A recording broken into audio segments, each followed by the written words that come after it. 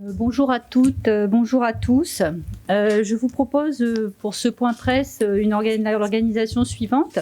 Nous allons faire un point sur les derniers chiffres actualisés sur la situation sanitaire. Je laisserai ensuite la parole au docteur de Grélan pour faire un point sanitaire global et en ce qui concerne les dispositifs hospitaliers. Et ensuite, dans une seconde partie, nous passerons sur les sujets concernant l'enseignement. Ce que je vous propose, c'est qu'on scinde en deux parties, c'est-à-dire qu'il y ait des questions sur le plan sanitaire après l'intervention du docteur de Grélan, et ensuite qu'on fasse un point à partir de vos questions sur la question enseignement en fin de conférence de presse. Donc sur les chiffres actualisés de la situation sanitaire, donc au cours de la journée d'hier, le dimanche 19 septembre, 3 décès supplémentaires sont malheureusement à déplorer, ce qui porte à 25 personnes, les personnes qui sont décédées depuis le 6 septembre. Donc ces chiffres évoluent en fonction des remontées d'informations sur le terrain au niveau hospitalier. Pour ce qui concerne les cas, donc nous avons comptabilisé 3603 cas. Donc ça, c'est le nombre de cas positifs avérés depuis le lundi 6 septembre. Donc bien sûr, nous faisons remonter toutes les données, qu'elles concernent le nord, les îles ou le sud, mais également des données spécifiques sur des endroits, par exemple, comme les maisons de retraite. Hier, il y avait 39 patients qui étaient en service de réanimation et 249 étaient hospitalisés en unité Covid. Je tiens à préciser que 90% des personnes hospitalisées au moment où je vous parle ne sont pas vaccinées. Certains patients sont en voie de guérison et sont sortis de réanimation et ils sont tous vaccinés. Il faut souligner ce fait, c'est-à-dire que des personnes qui sont en situation critique, qui peuvent être prises en charge au niveau de la réanimation, sont en voie de guérison et il est important de rappeler que les formes graves du virus peuvent être prémunies par la vaccination. Nous avons 148 personnes, 150 environ, accueillies dans un hôtel. Donc je voudrais dire au nom du gouvernement sur ce premier point que la Nouvelle-Calédonie traverse maintenant depuis 2 semaines une période très difficile. Il y a des Calédoniens qui luttent contre la maladie. Nous pensons beaucoup à eux et nous leur souhaitons de la force pour surmonter cette épreuve. Et d'autres Calédoniens nous ont quittés sur ces derniers jours et j'adresse vraiment toutes nos condoléances aux familles qui sont touchées par le deuil. Sur les chiffres de la vaccination, donc ce week-end, il y a eu 2350 personnes qui ont été vaccinées dans les différents centres qui sont répartis sur toute la Nouvelle-Calédonie, ce qui porte donc sur la population totale, sur les personnes qui ont reçu leur première dose, 46,98% de personnes sur la population vaccinale, la population totale, ont reçu leur première dose. Et donc pour ceux qui ont un schéma vaccinal complet, c'est-à-dire qui ont reçu leurs 2 doses, nous sommes à 29,32% de la population totale. Donc vous voyez que ces chiffres sont encore insuffisants par rapport au message que nous avons passé précédemment. Je voudrais rappeler qu'individuellement, la vaccination permet de se prémunir des cas les plus graves, mais collectivement, cette vaccination nous permet également de réduire l'impact de la maladie sur notre système hospitalier.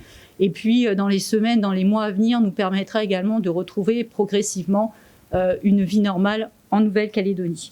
Donc, je vous propose de passer la parole au docteur de Grélan pour un point plus global. Et ensuite, après son intervention, je vous donnerai aussi des informations concrètes, pratiques sur les centres de vaccination qui sont ouverts cette semaine et notamment avec une accentuation de l'action sur la commune du Mont-d'Or. Merci Isabelle. Bonjour à tous. La Calédonie aujourd'hui souffre.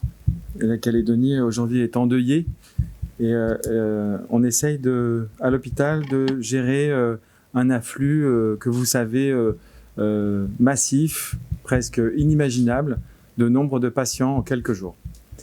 Mais la Calédonie est aussi en partie divisée par une incompréhension qui est liée à un défaut de connaissance de ce qui se passe à l'hôpital.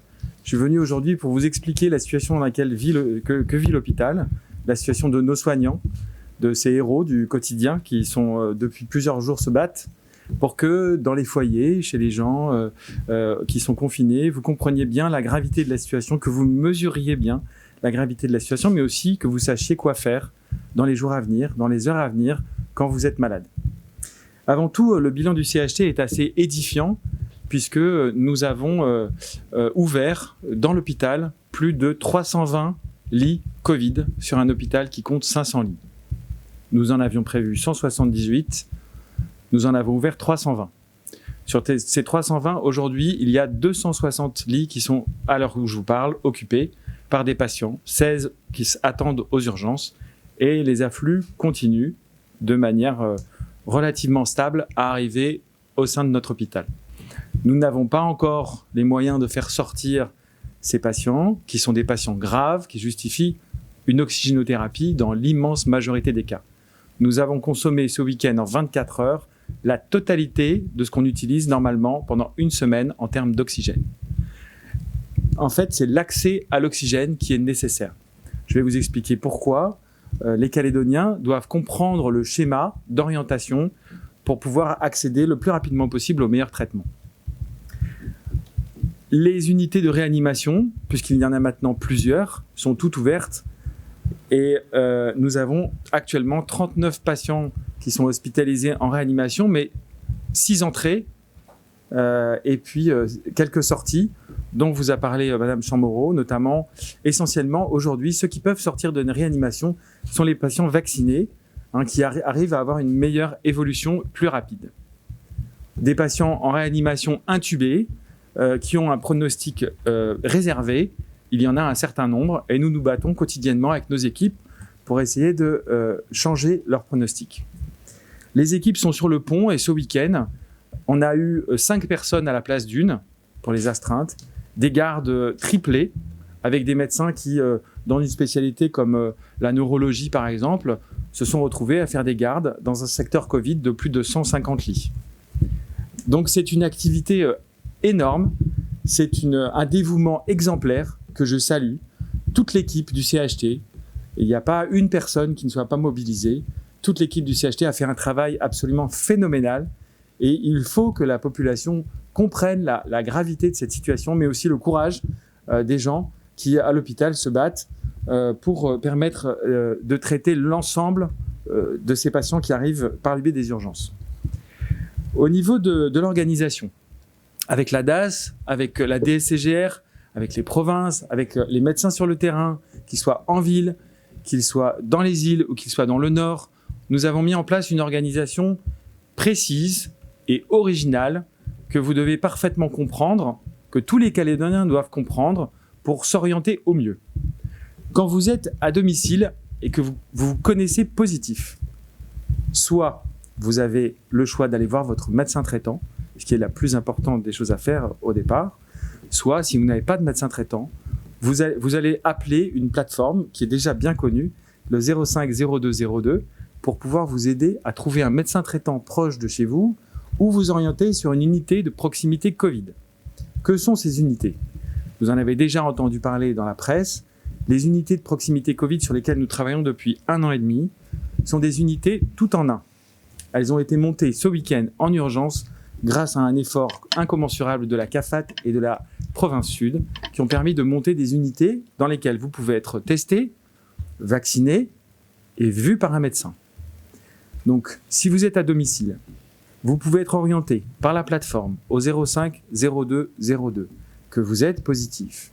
Vous pouvez être orienté soit vers votre médecin traitant, là il n'y a pas la peine d'appeler, vous allez directement voir votre médecin traitant, soit sur une plateforme, soit si vous n'avez pas de solution, vous demandez à une UPC, soit sinon vous demandez à cette plateforme de vous communiquer le nom d'un médecin pour aller au plus proche de votre domicile. Pourquoi c'est important ? Bien parce que le Covid donne des symptômes respiratoires qui parfois passent inaperçus du malade qui ressent très mal ces symptômes. On a des patients aujourd'hui pour lesquels SOS Médecins ou le SAMU est appelé, qui ont des difficultés respiratoires importantes, qui sont vues par la famille, mais qui n'arrivent pas à percevoir ces difficultés. Quand vous êtes malade du Covid, essayez de vous rendre compte de ces symptômes, demandez aux gens autour de vous, prenez leur avis, pour ensuite avoir le meilleur traitement possible. Les gens autour de vous doivent vous aider, et j'y reviendrai à la fin, sur une solidarité qui doit être maintenant territoriale. Chacun doit se sentir engagé dans cette lutte. Donc, une fois que vous avez soit vu votre médecin traitant, soit être allé dans une unité de proximité Covid. Je vous rappelle qu'il y en a une à Rivière-Salée et une à Païta. Une autre est en ouverture prochaine. On vous communiquera cette adresse. Vous êtes régulé par un médecin qui vous examine.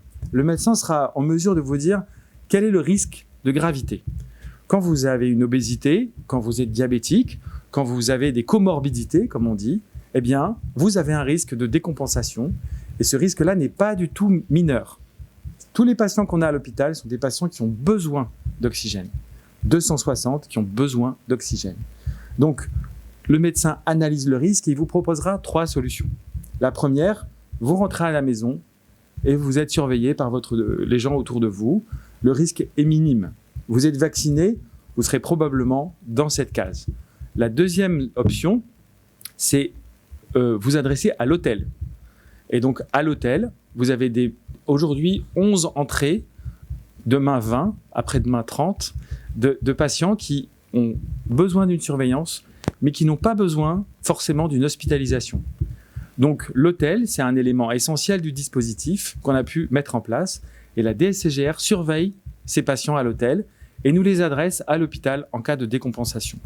Troisième solution, votre état est grave ou inquiétant ou à haut risque et vous serez admis à l'hôpital. Donc vous avez la possibilité de gérer cette orientation directement par votre médecin traitant qui connaît les numéros de téléphone, notamment de la régulation pour les hôtels. Vous avez la possibilité d'aller sur un UPC, une unité de proximité Covid, ou vous avez la possibilité d'appeler directement sur la plateforme pour vous aider à vous orienter. Ne restez pas seul chez vous avec des signes respiratoires, de la fièvre, sans prendre contact avec un de ces 3 modes d'orientation, s'il vous plaît. Aujourd'hui, on ne veut laisser personne sans prise en charge. Le deuxième point, c'est ce modèle existe dans les îles et il existe dans le Nord. On a mis en place au CHN une structure Covid de 20 lits aujourd'hui, 30 lits demain, des hôtels, 10 patients hospitalisés aujourd'hui en hôtel et une surveillance. Au niveau de l'hôpital de Poindimier et l'hôpital de Koumac, une petite structure d'attente, une zone tampon pour les patients Covid va être mise en place de manière à pouvoir transférer les patients qui en ont besoin vers l'hôpital de Koné. Et quand ça dépasse les capacités de Koné ou qu'il y a besoin de réanimation, les patients seront adressés au CHT. On est en contact avec eux quotidiennement. Dans les îles, la même structure est en place, avec la possibilité, ils font un travail formidable aussi, la possibilité d'être surveillés dans le dispensaire, ou bien l'admission dans un hôtel, ou bien le retour à domicile. Ce dispositif existe pour tous et on doit le généraliser, de manière à ce que personne ne reste à la maison sans surveillance. Il existe parfois des cas qui sont d'emblée très sévères. Certaines personnes veulent rester à domicile et ne pourront pas bénéficier de réanimation. Ces fins de vie à domicile sont possibles. Elles sont parfois souhaitées par les familles, par les patients. On a mis en place avec le CHS une structure de soins palliatifs et d'accompagnement de fin de vie à domicile en cas de besoin. Et cette structure, elle existe à partir d'aujourd'hui. Elle a été montée en moins d'une semaine. Et il y a un numéro qui est destiné aux professionnels de santé qui permettra aux médecins de demander un accompagnement pour les familles. Donc, si vous avez connaissance d'un cas grave, d'un cas avec une fin de vie possible à la maison, il ne faut pas non plus laisser les gens seuls, même s'ils ne doivent pas aller à l'hôpital pour certains ou qui ne veulent pas. Ils peuvent être accompagnés par une équipe dédiée qui comprendra un médecin, une infirmière et une psychologue. La mobilisation doit être générale. C'est ce que je vous disais tout à l'heure. La mobilisation, elle comprend aujourd'hui le personnel de l'hôpital en premier lieu, mais pas seulement. Le personnel de la DSCGR, toutes les structures de santé du territoire sont sur le pied de guerre. La clinique, par exemple, a admis ce week-end un grand nombre de patients non Covid pour soulager la pression que nous avons sur nos lits non Covid. Donc un grand merci à tous les acteurs de santé du territoire. On a besoin de travailler le retour à domicile. On a besoin de travailler la surveillance post-Covid. Pour ça, Nous avons besoin d'une mobilisation générale qui n'a pas encore eu lieu et d'une prise de conscience des infirmières libérales que j'appelle à l'aide officiellement aujourd'hui pour que nous puissions aider ces patients à rentrer le plus tôt possible à domicile dans les meilleures conditions possibles. Nous avons besoin que les infirmières libérales créent un réseau sectorisé d'infirmières et pour cela, je leur demande de contacter la DAS pour se signaler par secteur sur le mail générique de la DAS alerte.das@gouv.nc. Donc sur ce mail alerte.das@gouv.nc, vous aurez quelqu'un de la DAS qui va répertorier toutes les bonnes volontés. Je sais qu'il y a des questionnements concernant la tarification. Ces questionnements ne doivent plus avoir lieu. Et aujourd'hui, il est temps que l'ensemble des acteurs de terrain se mobilisent. On a des bonnes volontés qui se manifestent, énormément d'élan de solidarité. Ça nous touche beaucoup. On a des propositions de partout, des professeurs de sport, des pompiers. On essaie de centraliser l'ensemble de ces bonnes volontés pour pouvoir aider à l'hôpital les personnels soignants, mais pas seulement à l'hôpital, aussi à la DSCGA. Et nous avons la réserve sanitaire qui arrive bientôt, qui va nous apporter une petite bouffée d'oxygène, car les équipes sont déjà sur les genoux. Cette solidarité, elle doit se manifester aussi au domicile. On ne peut pas laisser des enfants seuls, sans surveillance, quand les parents sont malades. Si votre voisin a du mal à respirer, vous devez l'accompagner, l'aider, appeler la plateforme si besoin.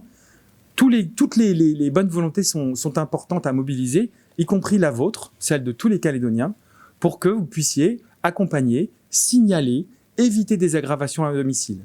On ne peut pas surveiller tout le monde. On a besoin de la mobilisation de l'ensemble de la population. La situation a été organisée. Cette crise est majeure, mais c'est une crise organisationnelle qui demande beaucoup de liens sociaux, de solidarité et d'investissement en termes d'organisation. Nous l'avons fait avec la DAS, cette organisation. Elle doit maintenant être testée pour éviter de laisser les gens sur le terrain. C'est notre hantise, c'est notre crainte la plus importante. Tout le monde doit être pris en charge, quel que soit l'endroit où il habite, dans les meilleures conditions possibles, y compris ceux qui, malheureusement, succomberont à cette maladie. Le dernier point que je voudrais dire, c'est sur la mobilisation concernant la lutte contre cette maladie. Ça passe par la vaccination. Aujourd'hui, il y a encore des doutes au sein de la population qu'on peut comprendre. Nous, à l'hôpital, nous voyons les gens mourir. Nous voyons les gens mourir non pas des vaccins, comme j'ai pu l'entendre dire. Nous voyons les gens mourir tous les jours et souffrir, parce que respirer difficilement, c'est douloureux. Nous voyons les gens souffrir du Covid. Les seules personnes qui ont des durées courtes de séjour, qui rentrent vite chez eux ou qui sortent de réanimation, sont les rares personnes vaccinées que nous avons admis dans l'hôpital. L'immense majorité de cette épidémie concerne les non-vaccinés. Donc, je vous demande une mobilisation générale pour vous vacciner, pour vous protéger, en sachant que ce n'est pas après une injection que vous serez protégé. Il faut au moins 15 jours pour arriver à 50% d'immunité, et ce n'est qu'après la deuxième injection que votre risque d'être atteint sera vraiment limité. Néanmoins, 15 jours après la première injection, il y a quand même déjà 50% d'immunité. C'est pas mal, c'est déjà pas mal. Le confinement, merci de le respecter. On commence à avoir peut-être un petit effet sur les entrées. Donc c'est un effet qui est positif et qui sera positif. Vous n'aurez pas fait ça en vain, mais continuez à vous vacciner, s'il vous plaît. On ne doit pas flancher, on doit vraiment tous se mobiliser. Merci. Merci docteur, et à travers vous aujourd'hui, votre présence aujourd'hui, les messages que vous avez passés, je crois qu'on peut tous remercier les personnes qui sont mobilisées dans le secteur hospitalier. Vous avez mentionné toutes les catégories de personnel et je pense que les Calédoniens qui nous regardent sont particulièrement reconnaissants et pensent à vous au quotidien, et nous sommes aussi avec eux pour vous remercier. Je voulais simplement vous donner, avant de passer aux questions que vous avez sur le plan sanitaire, vous rappeler les centres qui sont ouverts pour la vaccination justement cette semaine. Donc bien sûr, dans tous les centres médico-sociaux des 3 provinces, il est possible près de chez vous, de trouver un centre qui vaccine. À Nouméa, bien sûr, il y a le centre de la CAFAT sur rendez-vous au Medipôle pour les personnes qui ont des allergies, qui ne peuvent pas se faire vacciner sur les vaccinodromes classiques. Et bien sûr, sans rendez-vous, le centre de Kouékara reste ouvert. Également, l'hôtel de ville de la ville de Nouméa maintient également son centre de vaccination. Et il y a une action particulière sur la commune du Mont-d'Or, qui est une commune aussi un peu géographiquement excentrée, donc il y avait des demandes particulières. Donc il y a un vaccinodrome qui a lieu aujourd'hui et demain à Saint-Louis, donc bien sûr qui est couvert à toute la population et qui est positionné sur l'antenne de proximité de la mairie du Mont-d'Or à Saint-Louis. Et demain mardi au Vallon d'Or, il y a au plateau sportif de la briqueterie, également un centre de vaccination. Donc si vous êtes habitant du Mont-d'Or, n'hésitez pas, il y a ces structures de proximité qui sont ouvertes. Je vous propose de passer à vos questions dans le domaine sanitaire avant que nous passions à la question de l'enseignement en particulier. Bonjour, Anthony Tégéraud des Nouvelles-Calédoniennes. Nous avions un lot avant la crise sanitaire de 6000 doses de Moderna qui étaient censées se périmer aujourd'hui, le 20 septembre. Elles ont notamment été utilisées pour les 3e doses. Est-ce que vous avez réussi à toutes les utiliser ou est-ce qu'il vous en reste sur les bras ? Je crois qu'on a réussi à tout utiliser. Je ne crois pas me tromper. On en avait déjà beaucoup utilisé avant de les transférer à Kouékara. Et je crois que tout a été utilisé. Je n'ai pas là en tête, mais je crois qu'hier et avant-hier, il n'y avait quasiment plus rien qui restait en Moderna. Bonjour, Gilles Ménage, Radio Rythme Bleu, docteur. On sait évidemment que le confinement général de la population a été décrété pour justement casser la chaîne de contamination. C'est un sujet que vous avez évoqué assez brièvement dans votre intervention, mais je voudrais y revenir. Est-ce qu'on a une idée du moment où on saura quel impact éventuellement bénéfique le confinement a sur le nombre de contaminations ? Ou est-ce que c'est trop tôt ? Est-ce qu'on est encore dans l'afflux de malades contaminés avant le confinement ? Alors on est encore dans l'afflux de malades contaminés avant le confinement. Vous avez raison, Gilles. Et aujourd'hui, on espère avoir un effet de ce confinement d'ici la fin de la semaine.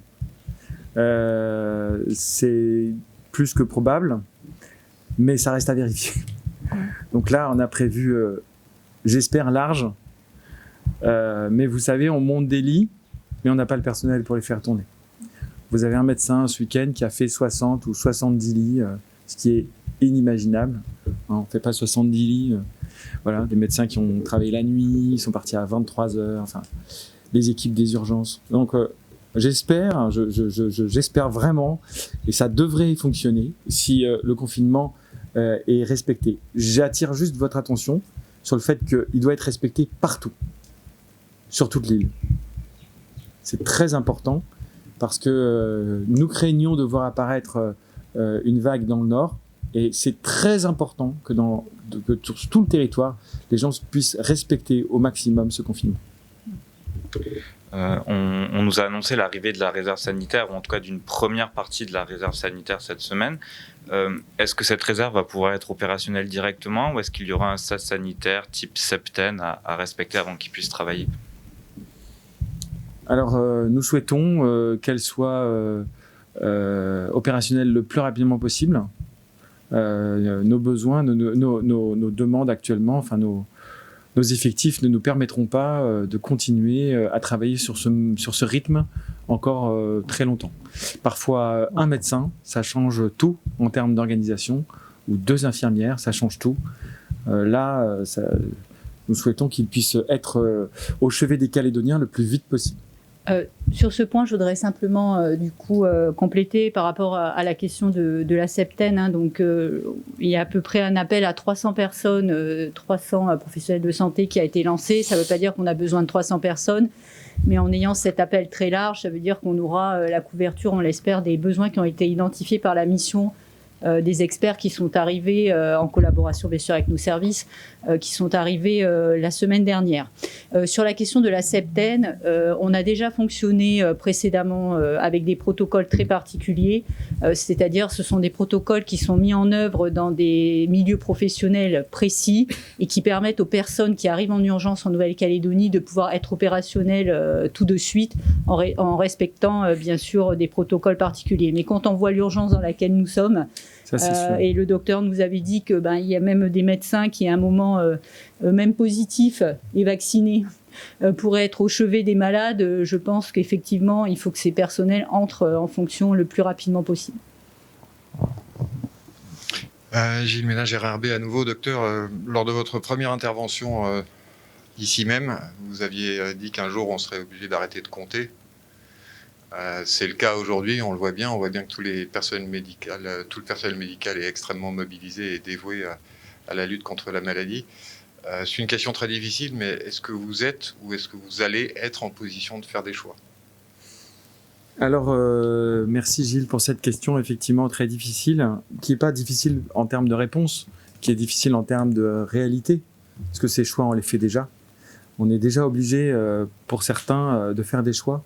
Et pour ça, il y a un très gros travail qui a été fait, un travail sur l'éthique, pour accompagner chaque médecin, chaque famille, dans ces choix qui sont difficiles, de tri, pour pouvoir offrir les meilleures chances aux personnes qui vont pouvoir en bénéficier. Pour certaines, je rappelle que c'est essentiellement les personnes non vaccinées.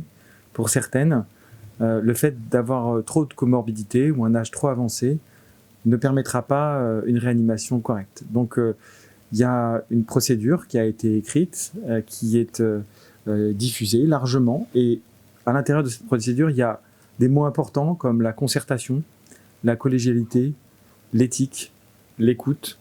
Et c'est important, on est dans un monde océanien, on est dans des cultures qu'il faut entendre, qui doivent vraiment avoir toute leur place dans ces moments difficiles.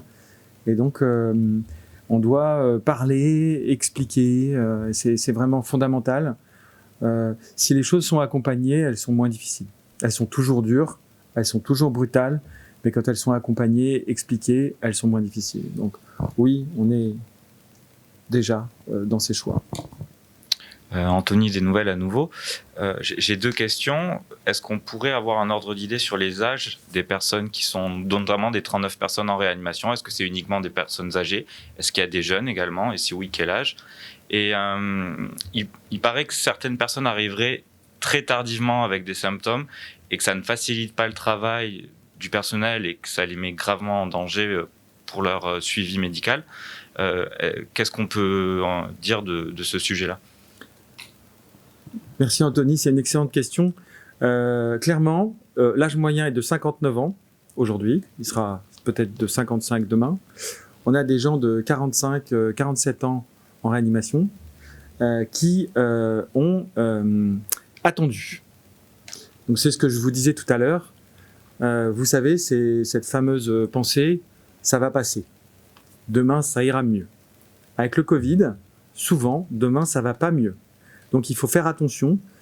Alors c'est bien sûr que si on a 18 ans, qu'on est en pleine forme, la question ne se pose pas. Il y a plein de gens en pleine forme qui vont pas, ou les vaccinés, qui n'auront pas à se poser cette question. Mais pour tous les autres, il faut vraiment se poser cette question. Ne pas attendre. Quand le SAMU arrive, quand le SOS médecin arrive, les patients, parfois, sont dans des états catastrophiques. On a déjà eu des décès à domicile. On n'a pas le temps de les accompagner. C'est des souffrances terribles pour les familles qui culpabilisent de cette situation. Donc c'est pour ça que mon appel de tout à l'heure à la solidarité des voisins, des familles, pour alerter. Bonjour, Martin Chamasson, NC Première. Vous avez lancé un appel donc, à l'aide des infirmières libérales pour créer un réseau. Concrètement, comment ce réseau il va se mettre en place? Il faut d'abord se signaler auprès de la DAS pour qu'ensuite la DAS puisse créer ce système-là? Absolument. C'est ce qu'on avait demandé à certaines équipes déjà de faire. Ça n'a malheureusement pas pu être fait. Aujourd'hui, on est dans l'urgence. Donc la DAS, qui est notre organe de tutelle, est en mesure de faire une planification par quartier, mais pas seulement par quartier, il faut le faire aussi pour le Nord, pour les îles, eux ils l'ont déjà fait, mais une planification pour qu'on puisse ensuite adresser les patients directement sous une surveillance infirmière à domicile. Les hôtels ont servi à faire tampon. Donc aujourd'hui, les infirmières à domicile ont très peu de ces malades, parce que les hôtels travaillent beaucoup. Aujourd'hui, il est temps que chacun prenne sa part du travail. Je vous remercie pour cette partie, à la fois pour vos questions qui permettent d'apporter des précisions, et merci docteur de Grélan, et merci de passer aussi nos encouragements et nos remerciements à vos équipes. Merci. Merci beaucoup. Je vous propose de passer à un deuxième sujet qui, bien sûr, s'inscrit dans la crise que nous traversons, puisque l'école, dans ce système de crise dans lequel nous sommes, prend vraiment une dimension très importante. Donc, je suis accompagnée de monsieur Éric Roser, le vice-recteur, qui, dans un premier temps, va vous donner un certain nombre d'informations sur la continuité pédagogique, mais également sur la question des examens, puisque beaucoup de questions nous parviennent, hein, c'est tout à fait normal, les familles et les élèves s'inquiètent pour cette fin d'année. Et ensuite, je ferai un petit point sur la modification du calendrier scolaire que nous allons proposer pour essayer d'amortir le choc de ce deuxième confinement que nous connaissons cette année au niveau de notre population scolaire. Monsieur le vice-recteur. Donc un point déjà sur la continuité pédagogique, pour vous dire qu'elle est en place, et que c'est peut-être l'occasion pour moi de remercier tous les enseignants ainsi que les personnels des écoles et des établissements qui se sont fortement mobilisés pour la mettre en œuvre. Je dirais qu'elle se caractérise peut-être par 4 points. Le premier, ça a été une meilleure réactivité de notre part et une organisation maîtrisée de la distribution des pochettes. Vous le savez, les cours qui sont actuellement mis en place à distance sont soit disponibles sur les réseaux numériques, soit ont été photocopiés sur des pochettes que l'on a distribuées aux familles. Et je dois saluer toute la solidarité qui s'est installée entre les différentes institutions pour aller apporter ces pochettes au plus près des familles les plus éloignées géographiquement ou éloignées socialement. Donc, que ce soit les gendarmes, des associations, les mairies, tout le monde s'est véritablement mobilisé pour que les élèves aient le bénéfice de ces pochettes. Pour vous donner un chiffre, c'est majoritairement les pochettes papier qui ont été utilisées.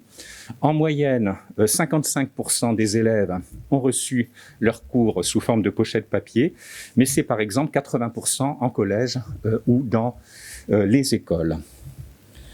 Le deuxième point qui caractérise cette troisième édition de la continuité pédagogique, c'est un meilleur calibrage pédagogique du travail qui a été donné aux élèves. À la fois parce qu'on a voulu tenir compte des expériences précédentes et surtout proposer des activités qui soient raisonnablement faisables en toute autonomie et dans un temps raisonnable. Donc il y a eu toute une réflexion pédagogique que les enseignants ont conduite et qui a permis d'avoir une réponse la plus appropriée possible à ce mode d'enseignement qui n'est pas simple parce que l'accompagnement des enseignants n'est pas direct. Donc une meilleure réflexion sur la nature des tâches, sur le temps à y consacrer et également une projection d'emploi du temps type pour les élèves à domicile.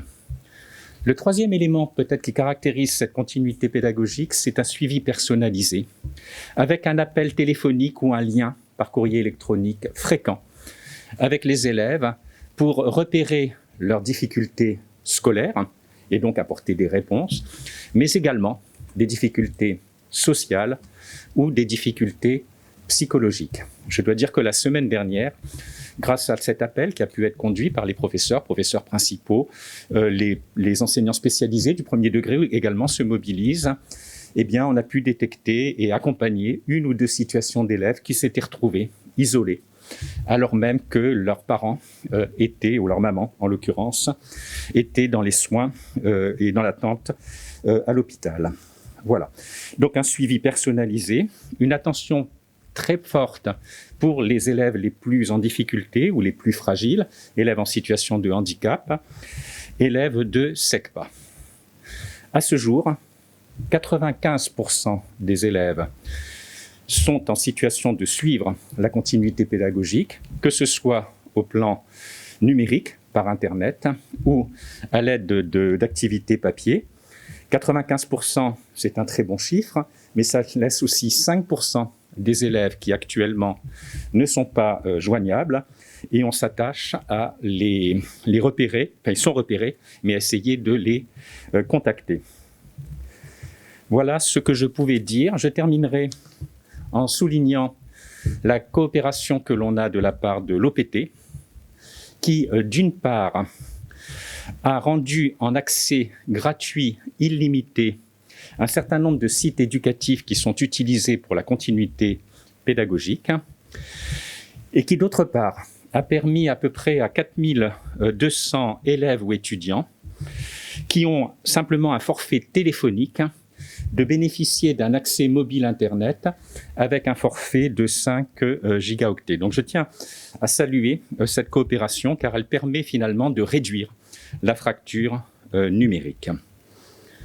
Dernier point, je tiens à dire que tous nos établissements, qu'ils soient publics ou privés, sont mobilisés pour résoudre en proximité les problèmes que pourrait rencontrer tel ou tel élève, même s'il n'est pas scolarisé dans cet établissement. On veut vraiment que notre réseau d'établissements scolaires soit en réponse pour tel ou tel élève. Je pense à ceux qui doivent saisir leur vœu Parcoursup dans le calendrier qui est maintenant arrêté. Eh bien, ils peuvent se présenter et téléphoner à un établissement de proximité, lequel cherchera à les mettre en lien, d'une part numérique, mais surtout en lien avec leur professeur principal pour les accompagner. 2 éléments d'information pour les familles, un numéro vert, le 05 00 16. Les équipes du vice-rectorat s'emploient à répondre à toutes les questions. Et bien entendu, le site académique du vice-rectorat, www.ac-numea.nc, et le site pour le premier degré de la DANC, www.danc.gouv.nc. Voilà, de manière un peu schématique, les éléments qui caractérisent cette continuité pédagogique. Merci, monsieur le vice-recteur. Avant que nous passions au calendrier, je vous propose de faire le point sur les examens. Si vous avez aussi des messages à passer sur ce sujet, comme ça on terminera sur le calendrier scolaire. Alors, pour les examens, il faut savoir que la session 2021 a fait l'objet au niveau national de mesures spécifiques qui ont été prises pour tenir compte de l'impact de la crise sanitaire. La Nouvelle-Calédonie, et dès le début de l'année scolaire, était bien entendu dans le périmètre de ces mesures spécifiques. Ces mesures spécifiques trouvent un équilibre entre, je dirais, 3 éléments: la bienveillance, l'exigence et la qualité du diplôme, et l'hétérogénéité des situations. Avant tout, la bienveillance, et là je dois m'adresser à tous les élèves qui préparent un examen pour leur dire qu'il faut qu'ils ne se découragent pas et qu'ils s'attachent à bien préparer leurs épreuves maintenant, dans le cadre de la continuité pédagogique, mais après, quand on reprendra, ils seront accompagnés et on les accompagnera jusqu'à l'examen. Le deuxième principe, c'est de garantir la qualité du diplôme. Et pour cela, on a maintenu, et il a été maintenu, un minimum d'épreuves qui se passent au mois de décembre.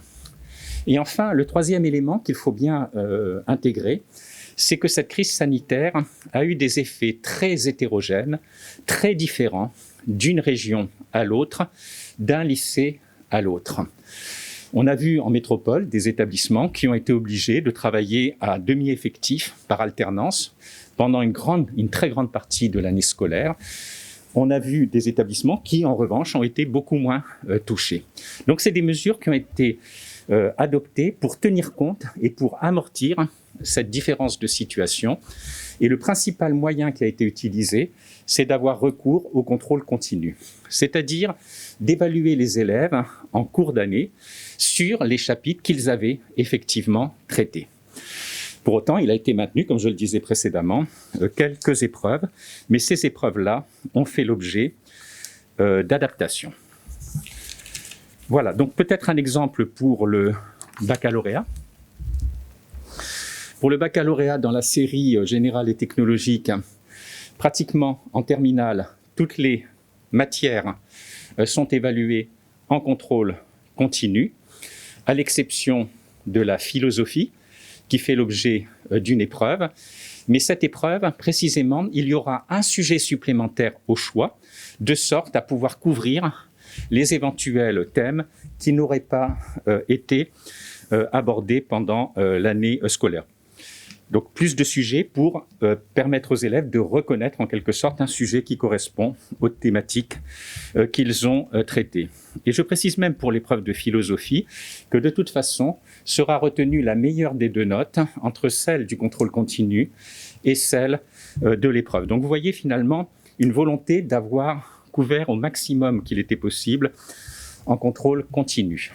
Pour le baccalauréat toujours général et technologique, il y aura l'épreuve du grand oral. Donc les élèves présenteront cette épreuve, mais bien entendu, ils auront une attestation de leur enseignant pour la partie question qui indiquera les éventuelles parties du programme qui n'auront pas été traitées et sur lesquelles, bien entendu, ils ne seront pas interrogés. Enfin, toujours pour le baccalauréat général et technologique, pour l'épreuve de français, elle se déroule en classe de première. D'une part, les élèves auront au choix 2 sujets, donc ils pourront de ce fait choisir celui qui correspond aux parties ou aux œuvres qu'ils ont traitées.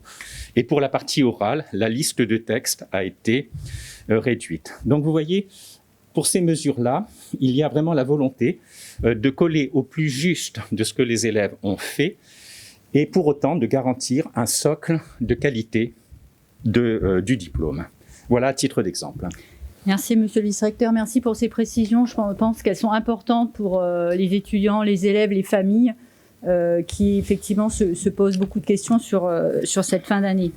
Bien sûr, si la situation sanitaire devait évoluer, c'est-à-dire que les informations que l'on donne, elles sont valables à l'instant où l'on se parle aujourd'hui. Si la situation sanitaire devait évoluer, bien sûr que nous travaillons aussi à d'autres scénarios.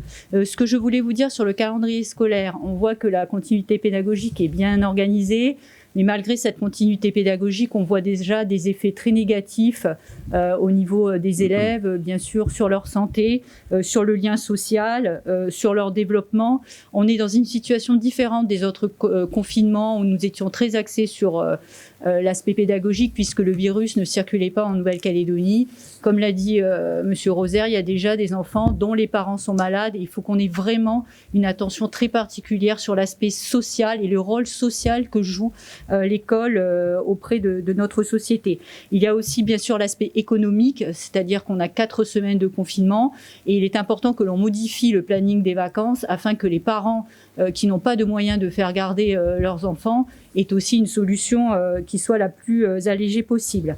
Donc vous verrez que dans le calendrier que l'on a travaillé avec nos partenaires, qu'on a fait valider également avec les organisations syndicales, les parents, les autres collectivités, l'objectif c'est de permettre aux élèves de passer leurs examens dans les meilleures conditions, d'avoir accès aussi aux services essentiels, c'est-à-dire je parlais de l'aspect social, par exemple la cantine, la restauration scolaire c'est un élément très important et quand on est en confinement, eh bien, les enfants qui ont des problèmes sociaux avec leur famille n'ont pas accès à ce service essentiel qu'est la cantine. Je voulais donc vous exposer ce changement de calendrier scolaire. Donc si nous n'avions pas changé le calendrier scolaire, nos élèves seraient restés à peu près 7 semaines sans école, ce qui est une période très très longue et il s'agit du 2e confinement de cette année. Il ne restait que 4 semaines et demie pour préparer le baccalauréat et 5 semaines et demie pour préparer le brevet.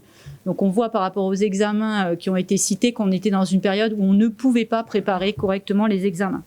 Donc on a donc avancé, vous avez un petit schéma, je ne sais pas s'il est lisible, en tout cas toutes les dates seront bien sûr remises sur le site internet du gouvernement et sur tous ceux des collectivités. Nous avons simplement avancé, remonté les vacances d'octobre de 2 semaines. Donc ainsi, il n'y aura que 5 semaines sans école. Donc très concrètement, il y a une semaine de vacances qui correspond à la 4e semaine de confinement. Et puis quand on va rentrer, je l'espère, le 5 octobre, il y aura une seule semaine de vacances et non pas 2. Donc pour être simple, les vacances scolaires, elles auront lieu sur la semaine du 4 au 10 octobre. Alors ça veut dire aussi concrètement que la continuité pédagogique, pour laisser nos élèves respirer un petit peu, va se terminer le 27 octobre. Les centres aérés et les crèches pourront accueillir les enfants des personnels prioritaires, c'est-à-dire on va basculer sur le système centre aéré, notamment en province sud, avec des jauges qu'on a déjà utilisées lors de précédents confinements. Et sur la période de cette semaine de vacances qui arrive après le confinement, eh bien, on va mobiliser nos personnels des établissements scolaires, ça sera différent en fonction du primaire et du secondaire, pour qu'ils viennent préparer la rentrée qui aura lieu donc après cette semaine du 4 au 10 octobre qui aura lieu le 11. Donc ça va nous permettre de retrouver un temps supplémentaire pour la préparation du bac et du brevet. Si on reste dans ce schéma, c'est la meilleure solution pour que nos élèves puissent passer correctement leurs examens de fin d'année. La deuxième modification, c'est la fin d'année. On en avait déjà parlé avec les partenaires. Par rapport à la date du référendum, donc le 12 décembre, eh bien nous avons raccourci également l'année d'une semaine en fin d'année, donc la fin des cours est passée également au 10 décembre. Donc vous voyez, ça s'articule entre cette sortie de confinement, une semaine de vacances et à la fin de l'année, une sortie anticipée pour pouvoir avoir une organisation sereine autour du confinement. Alors, on a essayé, il n'y a pas de solution idéale, mais on a essayé de trouver la solution qui permet à la fois d'être au plus proche de nos élèves le plus rapidement, de répondre aussi aux obligations des parents qui, pour certains, sont déjà avec du congé sans solde pour, garder leurs enfants. Et la troisième chose, c'est le sanitaire, c'est-à-dire avoir cette petite semaine entre la fin du confinement et le début des cours pour pouvoir préparer dans les établissements une rentrée dans les meilleures conditions. Justement, sur la rentrée, on refera un point presse la semaine prochaine pour exposer les protocoles sanitaires qui seront mis en place dans les écoles, dans les établissements scolaires de manière générale. Donc, on viendra vous parler des tests, des masques, de comment vont s'organiser les cours à partir du moment où nous serons sur la rentrée du 11 octobre. Je voudrais vraiment rassurer les parents pour finir sur ce calendrier scolaire. Nous travaillons bien sûr avec des médecins sur ces protocoles. On a aussi l'expérience de pays comme la métropole qui sont déjà passés avant nous sur ces situations. Donc on a aussi ces expériences qui nous permettent d'être un peu plus sereins également sur ces protocoles. Je voulais finir avant de passer à vos questions, sur la question également des étudiants qui attendent de rentrer en Nouvelle-Calédonie et donc vous confirmer, puisqu'il y a un certain nombre d'informations qui ont déjà été données, que pendant cette période de confinement qui arrive, les vols vont reprendre. Ils ont déjà repris, je pense que le prochain vol c'est le 21 septembre au départ de Paris. Donc les personnes qui sont positionnées sur les vols sur les prochaines semaines ne sont pas décalées. Elles gardent leur date de réservation et leur date d'arrivée en Nouvelle-Calédonie. Les personnes qui ont été concernées par les annulations, comme on l'avait fait sur un précédent confinement, vont être replacées progressivement. Ça ira assez vite sur les vols. On estime qu'à la première semaine d'octobre, l'intégralité des personnes qui étaient restées bloquées à cause de l'annulation des vols seront rentrées en Nouvelle-Calédonie. Dernier point très concret, comme vous savez, la vaccination est obligatoire à l'entrée en Nouvelle-Calédonie, avec bien sûr des adaptations sur des contre-indications, etc. Donc les personnes qui vont rentrer en Nouvelle-Calédonie vont recevoir un mail très précis, c'est déjà le cas pour certaines d'entre elles, avec tout ce qui tourne autour de la vaccination, le test au départ, le test à l'arrivée, etc. Dernier point sur le transport aérien, le SAS sanitaire donc s'adapte et comme vous le savez, les septaines et les quatorzaines se feront désormais à domicile. Donc voilà, je voulais vraiment rassurer les personnes, qu'elles soient étudiantes ou pas, que dans les semaines là, à venir qui nous séparent de la première semaine d'octobre, on a de la place dans les avions pour rattraper les retards qui ont été pris sur les vols annulés. Voilà ce que je voulais vous dire sur ces deux points et nous sommes à votre disposition si vous avez des questions.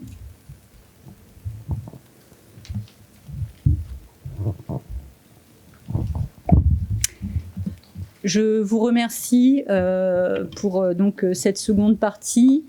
N'hésitez pas à aller sur tous les sites institutionnels pour retrouver les numéros de téléphone utiles, les lieux de vaccination.